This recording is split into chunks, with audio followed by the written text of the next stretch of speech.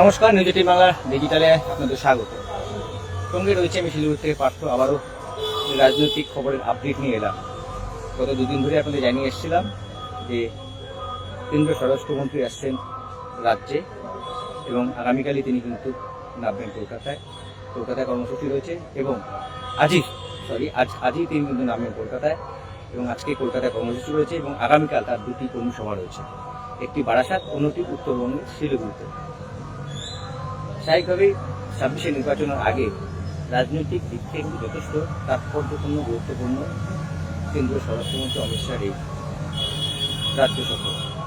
আজই তিনি কিন্তু কলকাতায় পৌঁছাবেন এবং কলকাতায় তার কর্মসূচি রয়েছে এবং আগামী দুটি কর্মসূচি রয়েছে। তার জোড়া কর্মী সভা রয়েছে, একটি বারাসাত, অন্যটি শিলিগুড়িতে। এবং শিলিগুড়িতে উত্তরবঙ্গের 5 সাংগঠনিক জেলার কর্মীদের নিয়ে কিন্তু তিনি সভা করবেন।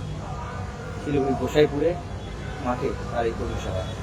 আগামীকাল বিকেল 4টার সময় শিলিগুড়িতে কর্মী সভা হয়।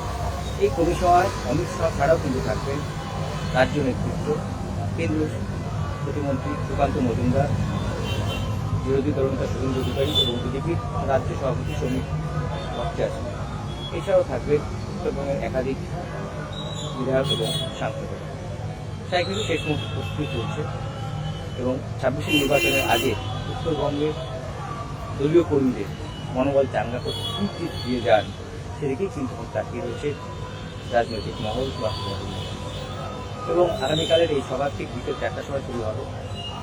এখানে উত্তরের 5 সামগ্রিক জেলা অর্থাৎ দার্জিলিং, শিলিগুড়ি, আলিপুরদুয়ার, জলপাইগুড়ি এবং কোচবিহার, এই 5 সাংগঠনিক জেলার 6,000 কর্মী থাকবে আগামীকালের এই অমিত শাহের কর্মী সভায়।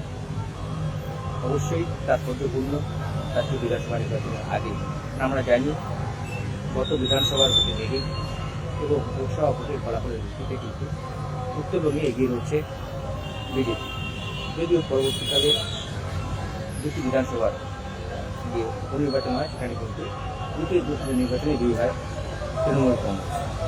স্বাভাবিকভাবেই সব মিলিয়ে এই আগামীকালের এই শাহের সভা এবং সেদিকেও কিন্তু দেখা হয়েছে গোটা রাজনৈতিক মহল, বিশেষ করে উত্তরবঙ্গ বরাবরই বিজেপির শক্ত ঘাঁটি যে কথা জানাচ্ছেন এবং সেই বিজেপির শক্ত ঘাঁটিতে উত্তরে এসে অমিত শাহ কী বার্তা দিয়ে যান দলীয় কর্মী সমর্থকদের দিকে সেদিকেও তাকিয়ে রয়েছে কিন্তু এখানকার যারা নির্বাচিত জনপ্রতিনিধি আছেন তারাও যেমন তেমনি কিন্তু নিচুতলার কর্মীরাও।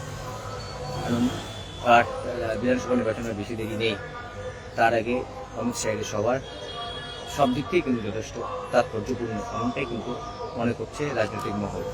যে কথা জানাচ্ছিলাম, উত্তরের 5 সাংগঠনিক জেলা দার্জিলিং, শিলিগুড়ি, আলিপুরদুয়ার, কোচবিহার এবং জলপাইগুড়ি 5 সাংগঠনিক জেলার 6,000 কর্মী আগামীকালের এই অমিত শাহের সভায় যোগ দেবে এবং বিকাল 4টায় শুরু করুন।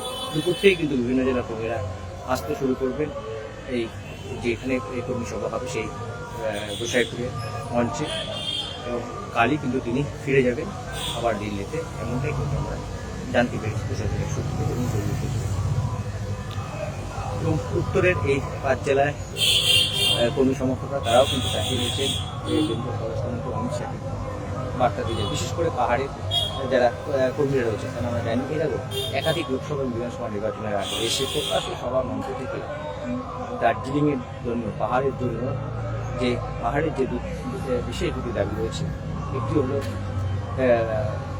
যে পাহাড়বাসীর যে দাবি রয়েছে কেন্দ্রের কাছে, সেই দুটি দাবি নিয়ে এবার অমিত শাহ কী বার্তা দেন সেদিকে যেমন পাহাড়টা কিন্তু শোনাতে কিন্তু একই থাকবে অমিত শাহ এই বার্তার দিকে, অর্থাৎ যে পাহাড়ের স্থায়ী রাজনৈতিক সমাধান এবং পাহাড়ে 11 জনজাতি গোষ্ঠীর তপশিলি উপজাতির স্বীকৃতি, এই দুই বিষয়ে অমিত শাহ এর একাধিকবার বিধানসভা লোকসভা নির্বাচনে কিন্তু তিনি প্রতিশ্রুতি দিয়েছেন, কিন্তু আজ পর্যন্ত বাস্তবায়িত হয়নি।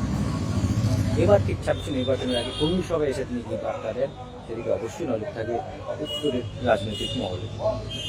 এমনকি বিরোধীরাও কিন্তু তাকিয়ে রয়েছেন অমিত শাহের এই কর্মী সভার দিকে, যে পাহাড় নিয়ে তিনি এবার নতুন কী বার্তা দিয়ে যান। কেননা এর আগে আমরা দেখেছি একাধিক বিধানসভা লোকসভা নির্বাচনে কিন্তু তিনি এই দুটি বিষয় বলে দিয়েছেন যে ভোট পর্ব মিটলেই পাহাড়বাসীর সমস্যা মিটবে, বা কখনো বলেছে যে ভোটের আগেই পাহাড়ের সমস্যা কিন্তু একেবারে মেটার মুখে দাঁড়িয়ে আছে, খুব দ্রুত মিটবে, কিন্তু আজ পর্যন্ত বাস্তবায়িত হয়নি। এবার কেন্দ্রীয় স্বরাষ্ট্রমন্ত্রী কি বার্তা দেন সেদিকে অবশ্যই নজর থাকবে উত্তরের রাজনৈতিক মহলে। আপাতত আমি বিদায় নিচ্ছি, অন্য গুরুত্বপূর্ণ খবরে আপডেট নিয়ে আবারও আসবো। আপনারাও রাজ্য তো বটেই, দেশ বিদেশের সব খবর সবার আগে আপডেট জানতে এবং দেখতে পারেন রাখুন নিউজ 18 বাংলা ডিজিটালে।